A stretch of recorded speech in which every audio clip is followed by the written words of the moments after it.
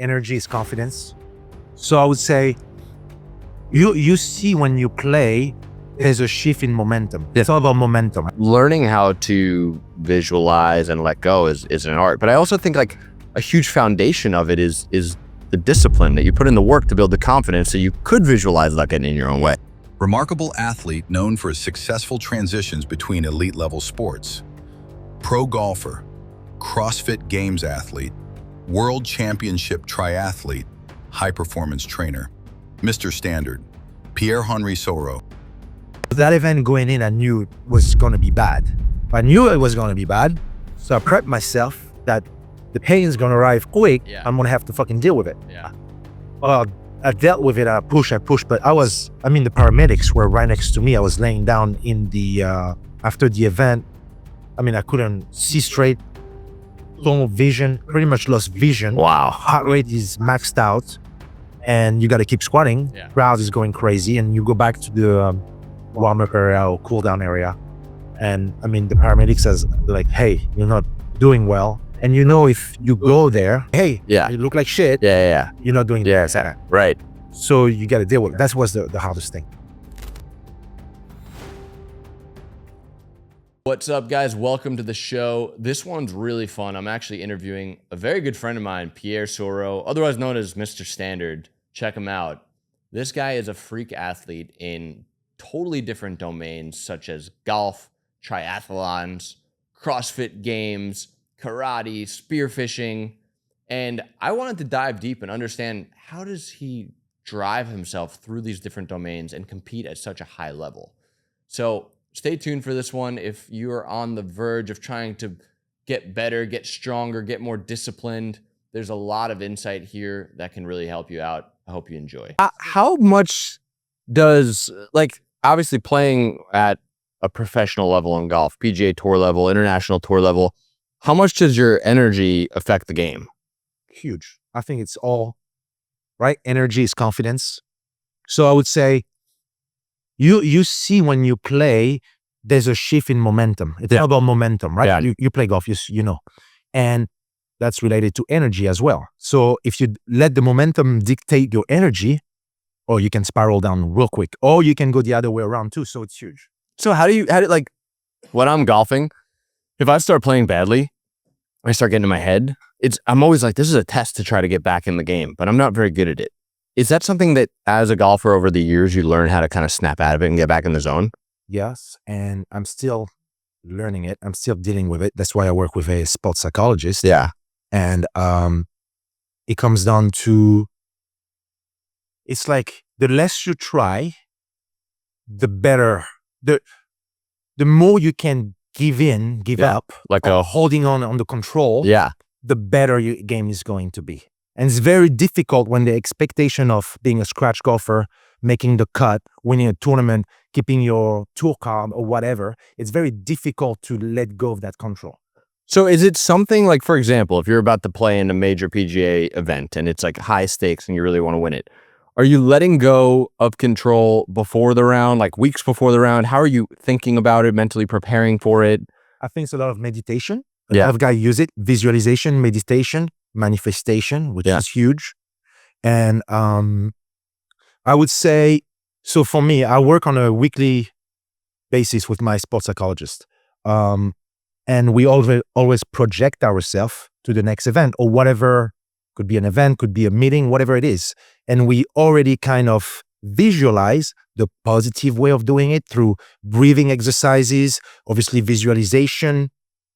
And it puts me, so I'm under some type of beta state, I meditate, and then he throws like a story. We have a whole story for like an hour and we go through the round. Oh, Pierre, golf cart is around. Now you got to hit the tee shot. What are you going to do? Routine, this. So you have to prep yourself. Yeah. And a day's preparation, right? Preparation, like everything else. I think that, and that happens in all areas of life. Like when I was, selling my company for probably 6 months, every morning I'd go out, I'd do my walk. And at the end of it, I would just walk as if it was done. I was imagining like, hugging the team, high-fiving the guys, flicking open the bank account, seeing the payment come in. Yeah, baby. And And it's crazy because like nobody in the world has the answers of how that stuff works, right? Like if you're human, your mind cannot really comprehend how it works. Yeah. But it does work. It does work. It does work if you can feel something in the moment. It usually creates the outcome you want. But I think a lot of people lack the confidence, so they doubt themselves. If you're trying to visualize something, but in the back of your mind, you're saying, I'm a piece of shit or I'm not good enough. Correct. You can't really visualize it. Correct. Or if you you visualize for an hour a day, 30 minutes, 15 minutes, and then the other, let's say you do an hour, 23 hours of the day, you in the trash can. Yeah. Not going to work, right? But over time it works. But I think it comes down to, let's go back to what you said like a minute ago. In golf, not in business, in golf, if I look at all my rounds since I turned pro in 2007 after college, my best results came when, one, I didn't care. Like literally didn't care why I didn't care. That's why we got to analyze.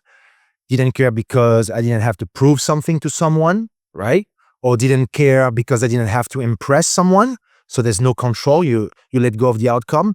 And the other one, well, that one didn't work in Morocco. But normally when I'm sick and I play golf, I play pretty well because I'm not focusing on the game and the result. I'm just focusing on surviving. Yeah. Which is obviously one shot at a time. Right. But this didn't work this time. But whatever. Yeah. Like I've only played in one tournament, and it was the club championship in Texas when I was living there. Yeah. And that was back when I was like a 10 handicap, so I wasn't as good, but I was still, I could still shoot below 80 and, in the 70s often, not all the time.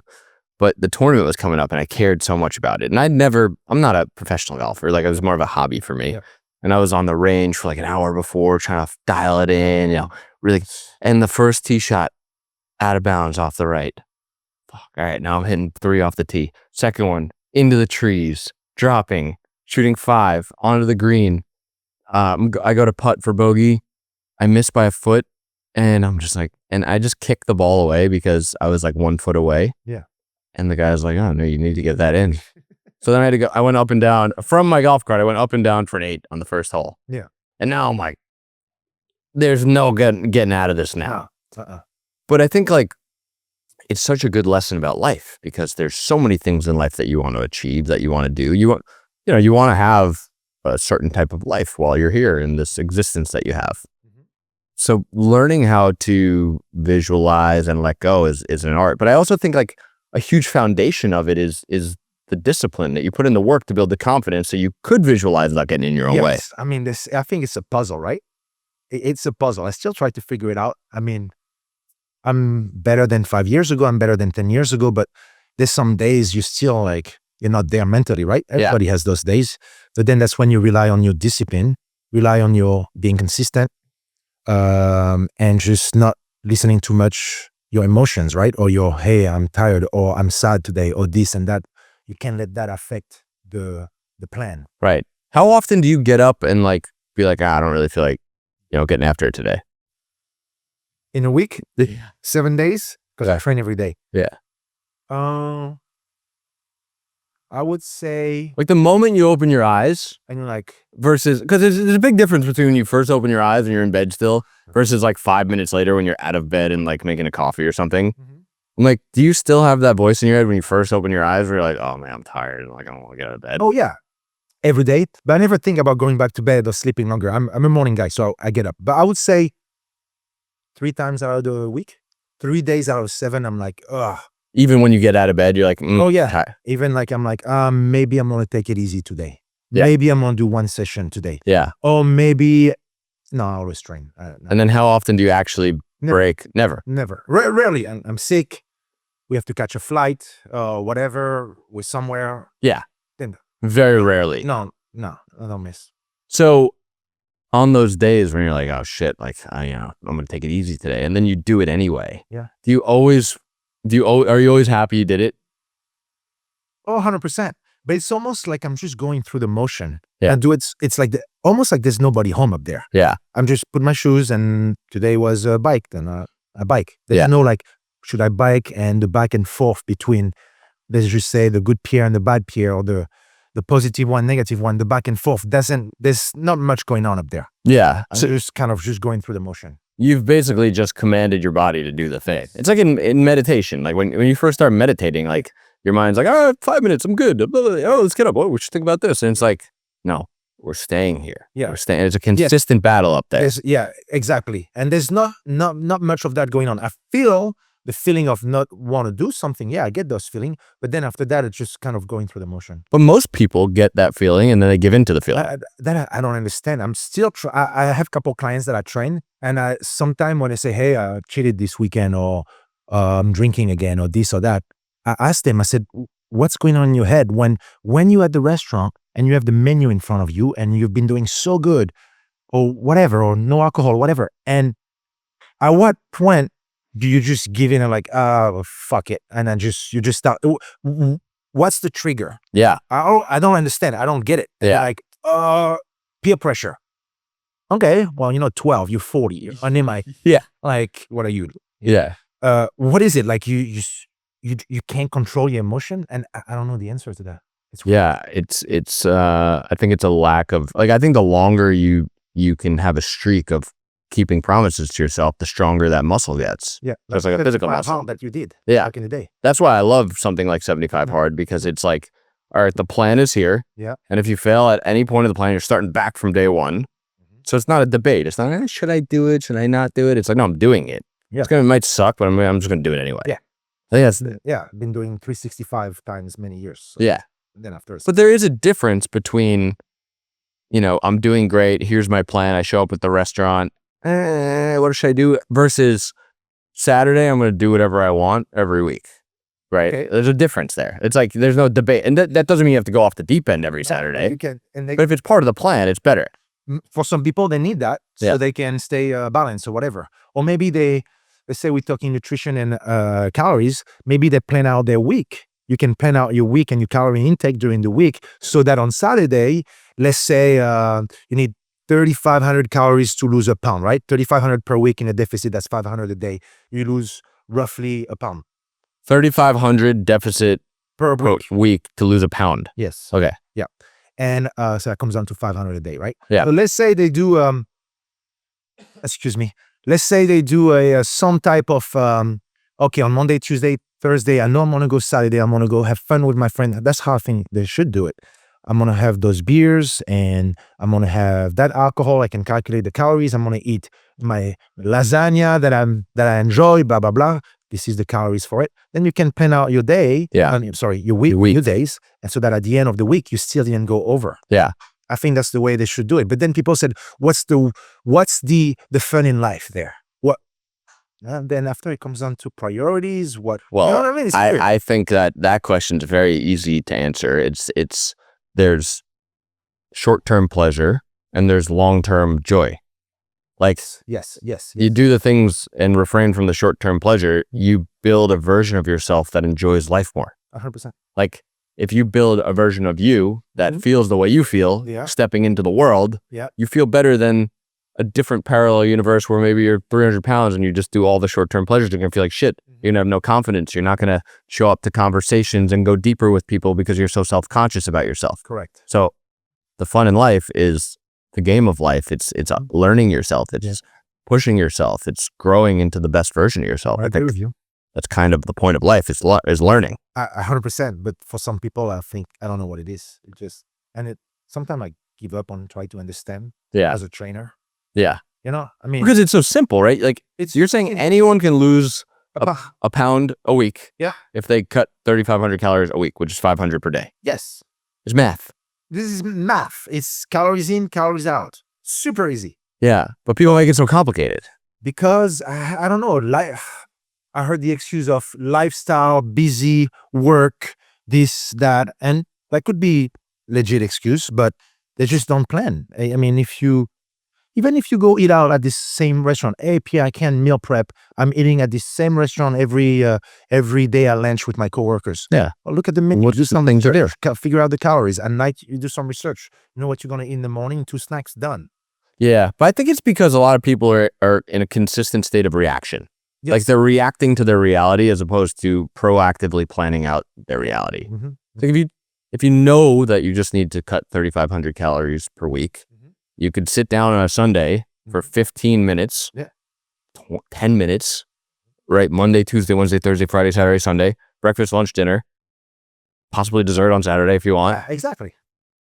ChatGPT, Yeah. give me a plan for this many calories. So easy.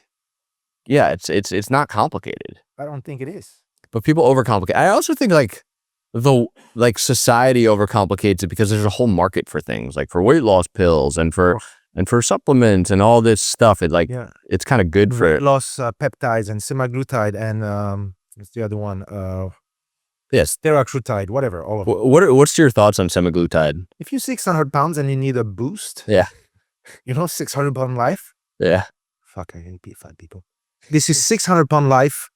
Then I get it. Yeah. Hey, some people need to go to rehabs. Yeah. Hey, they're good for you. Yeah. Some people need to find God. Cool. Whatever needs to get you going. Yeah. You need that, yes. But when I see people that need to lose 20 pounds, they know what they have to do. They know they have to hit the gym and eat clean and cut the alcohol or whatnot. And they're like, oh, I want semaglutide to lose weight because they want the easy fix. Yeah. They want it easy. Yeah. And then they realize by doing that, they're losing muscle mass too. Yeah. And the easy path is not the best path. No. Like when you pick a hard path and stick to it, you transcend into a better version of yourself in every single area of life. Like I typically do 75 hard once a year or around that, right? Like because we all slip. Maybe not you. I slip sometimes. I'll say me, right? And most people slip. Yeah. Yeah. Very rarely. Yeah. Occasionally. I go to dinner. Once every 6 years. Yeah. Get a steak. And that's Like when I moved to Florida, Yeah. In Texas, we had a gym in my garage. There was a nature trail behind my house. Yeah. I had my running route. I had my personal trainer who came 3 days a week. I was like, that was just my life. And I was like in great shape. And then when I moved to Florida, I didn't have the trail. I didn't have the gym in my house and I didn't have the trainer. And I was kind of like trying to find my way. Like, okay, I need a trainer. I need this. And I was like, it's not a priority. I got to figure out life. And I slipped for a little bit, probably like call it a year until I met you. Mm-hmm. And we all slip. But when I'm in that state, it's like I show up to different areas of life as a worse version of myself. I show up to, Work, if I'm doing a call for the whole company, right? Like my energy is different. If I'm having a conversation with my wife, there's so many things that it affects when you take the easy route that people don't realize. They only look at the result, which is the weight loss. Yeah. Okay, semaglutide gets me the result. It's like a virus, a cancer. Yeah. Yeah. But what are the other things that you're going to get out of actually choosing the hard path and sticking to it? There's a tremendous amount of benefit from that. But most people never actually do it, so they don't have the validation of doing it, so that it's hard for them to convince themselves to do it. And then they start doing it for a day or two and they don't see the result. Of course, it's going to take longer. And then they get not depressed, but they get discouraged. Yeah. And it goes a little by little too. Like I know for me, when I slip on something, maybe it's not fitness or, things that are for my health. Like for example, stupid example. I got this, actually Matt told me about this thing, that you can basically like put stem cells on your face and it makes you look younger. And it's this little thing you have to like mist on your face every night. It takes like 2 minutes. I remember. Yeah. And so I got it and I did it for like 15 days in a row. And then I was really tired one night and I went to Madeline. I'm like, I'm not doing my face mist thing tonight. And she's like, well, if you thought about it, you have to do it. Yeah. It's like, it's one thing if you forgot. Yeah. But if you think about it and you're consciously not doing it, then it's going to be a lot easier to convince yourself tomorrow to not do it. And then you're just going to slip off. 100%. It's like what I learned from my wife, which was actually really powerful, is if I know I need to do something and I think about it, I must do it. You have to do it. It's one thing to forget. Yeah. And okay, you remember the next day you get back on the train. But once you give that ego like a little bit of room. It's so funny you say that because I'm the same way. I go a little bit on a tangent with training. So you ask me in the morning, I wake up. I always, last time you say, where do you get those workouts? Yeah. ChatGPT? No, it's my head. And so I wake up while I eat breakfast. I know what muscle group I'm supposed to work and I come up with a workout. If I come up with a workout in my head, like you just say, if you give the thought, I'm like, okay, I'm going to do this. Oh, that's going to be a great workout. Brutal. I have to do it. You have to do it. I can't go back and say, hey, that's too much. That's way too much. That's crazy. You're right. 100%. So I love that. And like when I go for a run, sometimes I'm like, all right, I'm going to go run 4 miles. Yeah. And then I'll be running and I'm tired. And like my mind tells me, you know what? I think 2 is good today. And then you could do your meditative walk home and it'll still be a great experience. But there's something inside me. I was like, no, fuck, I have to do the 4. Yeah. is there ever a time to course correct when you think like, oh, should I plan something too hard, or do you always stick to the thing that you plan? No, obviously if it's silly and you can get injured. If we talk training, right? Yeah. Not business. Yeah. Training, golf, you don't get hurt, whatever. But in training, many times in CrossFit, I'm like, okay, that's the third workout of the day. You want to lift this weight. There's a risk of injury if you push it.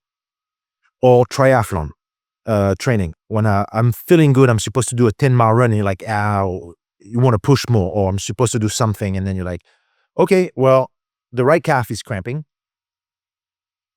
It's on the ball. The coach said to do it. Should I do it? If I don't do it, am I not going to win the world championship? Yeah. Am I going to suck? This, that? And then you're like back and forth, and you're like, well, if I keep going, I won't be able to train for 2 weeks, right? So that's the only time. But it's also like the ego and the mind is very 100%. clever. Maybe sometimes like, hey, your leg hurts. And it's like, does it really hurt? Is it an injury hurt? No. And then once you do it long enough, you know the tricks. Yeah. It's like a game, right? Yeah. I know my mind's tricks very well. Yeah, exactly. And sometimes it wins. But Yeah. as of getting older and sticking to things longer, I'm starting to understand the way it works. 100%. Which I think is probably the most important thing as a human being trying to create a life, is understanding the dynamic between your true self that knows and your mind that's judging things and convincing things. And understanding that relationship is so important to learn. And you can only learn that through experience. Like in business, same thing. Yeah. SWOT analysis, right? Yeah. Strength, weaknesses, opportunity, and threats. Same thing. Yeah. The way you look at it with the body, you got to know your strength, weaknesses, the threats, the opportunities. Same on the golf course. You know, I'm a fader, I'm a drawer. Yeah. My miss, this is my strength. This is not my strength. Yeah. Same thing.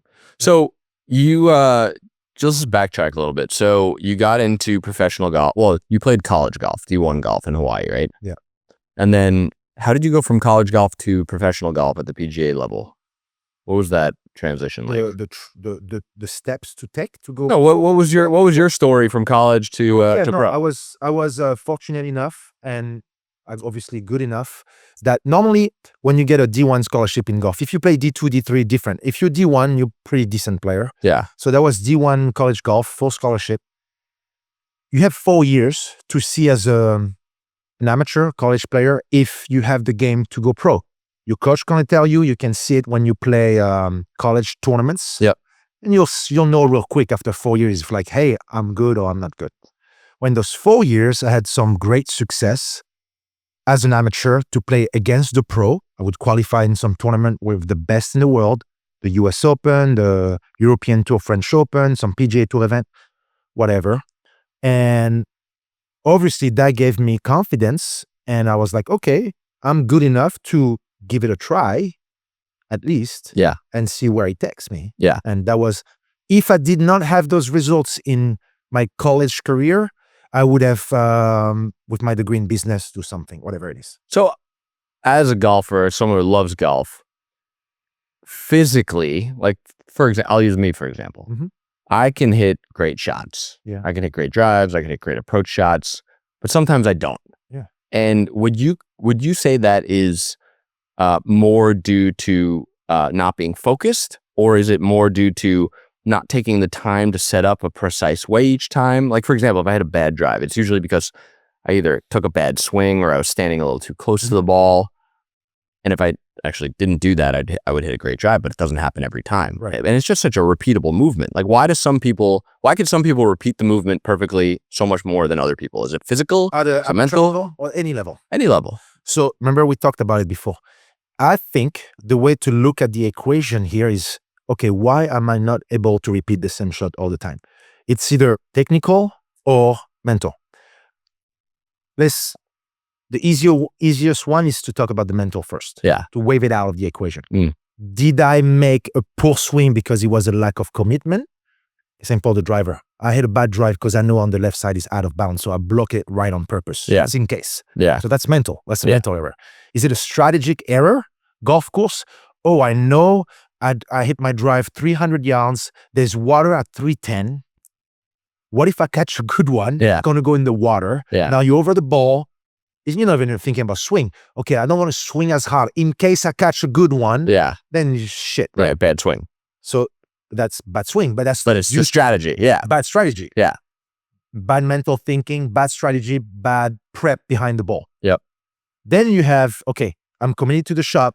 I'm committed to the club, the win, what I'm supposed to do, strategy-wise, a draw, a fade, whatever. Then I hit it, and I hit it like shit. Then it could be technical, could be, and then after is a swing. So if you want to get to be a much better golfer, like I've gotten much better putting lately, and it's because I started doing the same exact thing over and over again. It used to be like, I'm gonna feel this, I'm gonna feel that, but it's a game of millimeters. Yes. So if you can like figure out the exact thing that you need to repeat, you could probably remove a lot of the technical errors. 100%. Even if you don't have the best swing, No. but you can repeat it, you can play the game. Exactly. Yeah, 100%. 100%. That's why there's a lot of guys on tour, and I work with a swing coach, and a lot of guys repeat the same ball shape. He's a fader of the ball, he's a drawer of the ball. A few guys can work both ways, both way. That's fine. But the guys that are the top guys, they always have the same shot. Just repeatable. Repeatable. Yeah. Less thing to work on. Yeah. And just short game and inside 150 yards. Yeah. But they always hit the same shot. Yeah, I think the setup is very important. It's like, if I set up the putt and I'm standing the exact same way and I take the exact same stroke, the ball's going to go where it needs to go. But if I'm standing an inch closer or an inch further away, and it's like, find the perfect setup and then practice it over and over and over again, and then just focus on the setup and then the swing, and then don't care about the result. Exactly. And then after, when you locked in on always setting up the same way to the golf ball, then it comes down to speed and reading the greens, right? Which is all speed, right? Right. Which is also, yeah. So you went into professional golf. What's your story from going from professional golf into CrossFit? Like before you got into CrossFit, were you lifting and as strong as were you training as hard as you are today back when you were playing golf originally, like back in college? Yeah, I was training hard, not the same type of training, obviously, but so played professional golf for 3, 4, 5 years. My last year of professional golf, when I was traveling, I was already doing CrossFit. Okay. Right? Last year. 2012, I started probably CrossFit in 2011, and I used it as a training protocol, and I kept the weight lights. I like the energy, the craziness about it and whatnot, and CrossFit was getting on the map.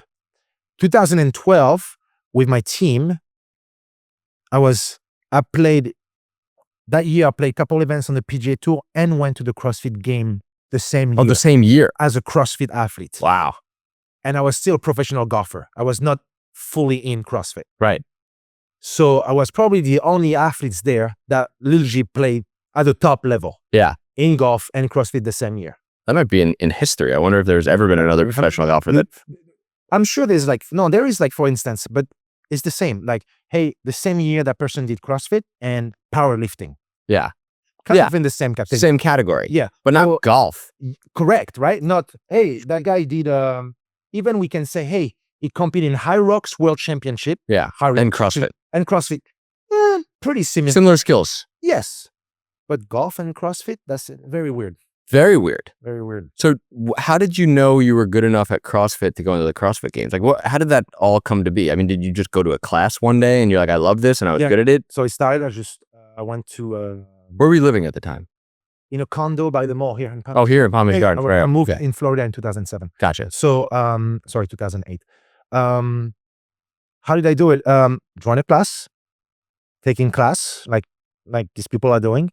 And 2012, went to the CrossFit game with that team there. Trained, competed, pretty good. CrossFit was new on the map. And we were always training with the best guys in the state. Yeah. And you can judge yourself, right? Like, oh, okay, well, I can hang with those guys, this and that. And I'm not even really lifting weights. I'm playing golf full time during the day. I'm doing 1 hour a day. And then 2012, with some old sponsors, something happened where I had to stop playing golf with a contract and whatnot. And then I was like, you know what? I'm going to be all in CrossFit. Yeah. Yeah. Because I'm all in. Yeah. So before your CrossFit career, you're golfing. Like, when did your training begin in life? Training? Yeah, like lifting, running, like... Oh, since I was 6 years old. Oh, with my dad. Yeah. Okay. Yeah. As soon as I could bike. Yeah. On a tricycle or whatever it is. Yeah. I remember running with him. Did your dad push you when you were a kid? Oh, big time. Really? Sports, martial arts, black belt in karate, track and field. He loved track and field, long jump, high jump. I was top 3 in my island country. Yeah. In track and field, in Wow. jump and high jump. So a lot of 5Ks back home. So you did a lot of like cardio and stuff like that early on. As soon as I was born, yeah. So I'm curious, do you think that at the level of athleticism you have is more so because of your genetics or more so because of your early training? Early training. Really? Yeah, 100%. Well, genetics has a part of it, like, but it's education is to be exposed at a young age to competition. You're training your mind so early. So early. Martial arts was huge for me. Piano lesson was huge for me. Track and field was huge. I was always doing activity. I'm from an island where, I mean, you drive 30 minutes this way, that's the ocean. You drive 3 hours that way, there's the ocean.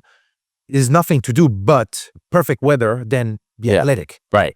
And around guys, cousins, and you just compete all the time. Yeah. So the question was, so I think it comes down to being exposed to fire at a very young age. Yeah. Obviously, there's genetics involved a little bit. Yes, 100%. Yeah. But like, you think if I was training at 6 years old, you'd be a better athlete. I'd be okay. Yeah. Because like, I feel like no matter how hard I try at like running, for example, Yeah. I'm never going to be doing, you know, 100 mile. well, I'm never going to be doing like running, you know, more than 5 miles at like an 8-minute pace even. Got you. Well, but I was running 5Ks when I was like 7 years old. That's incredible. I was on my bike for hours when I was young. Yeah. I had the opposite. My mom was always very careful and overprotective. And like, if I was in sports, she's like, don't overdo it. Don't push yourself too hard. Like, be careful. Be careful. Yeah. No, I don't know if I had ADD when I was young. Maybe. No, I don't know. What is ADD? It was just like so always athletics. Yeah. The max. Yeah. Wanting to be the best at everything. Yeah. I mean, fighting. We're racing and I'm losing. I'm fighting the guy after. It's Yeah. Bad. Yeah. Bad. Yeah. Where did you get that inner dog in you? Is that from your dad? Yeah. I mean, I grew up hunting. I mean, my grandparents had a farm, right? So the islands, people think it's like Miami Beach and stuff. No. It's like the Bahamas, right? Yeah. Bahamas, which is nice. Yeah. But I grew up on a farm a lot. Every weekend, I was hunting, fishing, not to just kill stuff, to eat. Yeah. And my grandparents, my granddad had pigs. He had a herd of cows. Yeah. On horses with the, how do we call that in English? The lasso. Oh, the whip. The whip, the lasso to get the cows hurdled to them watch and vaccine. Killing the pig on the weekend, going hunting 3 mountains. That's how I grew up. My dad was in the military too a little bit when he was younger. So just curious, totally side topic. Did they do vaccines for humans where you grew up like they do here? Yeah. Do you get them? I think so. When I was young. Okay. Yeah. Just curious. From maybe that might be the secret. French fuck. Yeah. French colony. Yeah. So you've kind of always been there, always been, you know, training hard, but more than anything, like developing the mind at a very young age. Yes. Developing the mind. And that's, again, I think, I don't know, some people might argue with me there. That's a good topic. I have that conversation a lot with people. Obviously, education is a big part of how you're going to be as an adult, right? Yeah. Correct? Yeah. You have kids now, so I'm sure you want to educate them a certain way, right? Raise them a certain way. Yeah. Sure, right? Yeah. So I think the way my dad raised me, there's pros and cons, obviously. Not everybody's perfect, but the way he raised me, the way he talked to me, the way he behaved around me, kind of helped me develop those assets for competition, athletics, and stuff. For other stuff, not good, right? Yeah. But that was not the goal, right? Yeah. Athletics was always the goal. So he gave me all the tools so that I can be as successful as I can. Now, team meeting, working, this, maybe not the best guy. Yeah. Right. But that was not the way I was raised. So yeah. I think it comes down to that. My dad, yeah, for sure. 100%. So at what age did your dad start like pushing you and like, I mean, what can you, I don't know if you remember back then. After 6 years old. 6 years old. That's when I, again, very traumatic. Not traumatic, but no, I mean, it's not traumatic, just life. Yeah. Be a man, right? Yeah. I think that's when I was old enough to have a gun and start hunting with him. Wow. And you grew up as a kid, you look at Bambi on TV, Yeah. deers, and right? Yeah. And yeah, you love the animals. yeah, and we go hunting, kill it. He kills it, obviously, shoot it, and the thing is still alive, right? The deer is still alive, and this is like, now you're gonna grab the knife and you're gonna kill the deer. Yeah. Finish it. Just shoot him. Another bullet. So no, I need you to gut that deer. Wow. Cut him open. Yeah. Like Liver King. Yeah. And I'm 6 years old. Yeah. I started crying. Yeah. With the knife in my hand, I started crying. Then he grabbed my hand and he taught me how to do it and stuff. He said, son, like this is life. This is real life. Like we're not doing this to be barbarians. Right. We're doing this because we need some meat for next week. Yeah. We're going to put it in the freezer. This is how life works. That's how life works. Yeah. You Yeah. gotta eat. Right. So that started there. I mean, that's obviously as a 6-year-old. Like it's not like you're going to the mall and going buy a teddy bear. You know what I mean? Yeah. Different. Do you think that in today's society, people are raising their kids too soft? Oh, 100%. So At scale. Yeah, like most yeah. people. Yeah. Most people now, yes. I don't want to get, oh man, we can go deep there. That gets my blood raising. But yeah, 100%. Not all of them. There's some great parents out there that I see. Yeah. But the majority of them, yeah, I'm sure you see it. Of course, 100%. It's a different mentality. Yeah. And there's, yeah, it's like, you have to kind of build the kids, reality early on, whether that's mental toughness, it's compassion, it's communication skills, it's mindfulness. I mean, there's a whole kind of core of things that if someone goes into the world with high levels of, they can operate better, they can be more confident. 100%. So, okay, so you started very early on, you were training all the way through golf, you got into CrossFit. What did the CrossFit career look like? CrossFit career, so I was like, okay, I want to go to the CrossFit Games. I want to compete. In order to do that, I want to open my gym.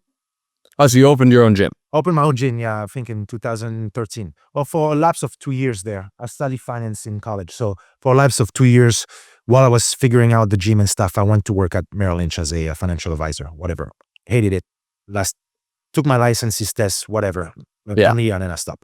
But opened my gym in 2013 and ran a gym until 2021. And you were training in that gym every day? I had a 3,000 square foot gym not far from here and running classes a couple times a day for the business to be alive and training full time with whoever was there, the team, people that wanted to go to the games, other athletes that were decent, sparring partners. Yeah. And 2-3 sessions a day for 7 years straight. Wow. Yeah. And how much of during that time were you doing things like mobility and like restorative work? Like how do you create not much? 13, 14, 15, that wasn't big. And then mobility became a big thing. Kelly Starrett, right? Yeah, Kelly Starrett. Love that. Great. So that's when and then injuries happen and CrossFit's pretty hard on the body at that level. And but no, the knowledge that I have with sauna and meditation and red light therapy and supplements and whatnot, I wish I knew it back then. Yeah. Yeah. Yeah. So when did you what were the competitions that you did in CrossFit?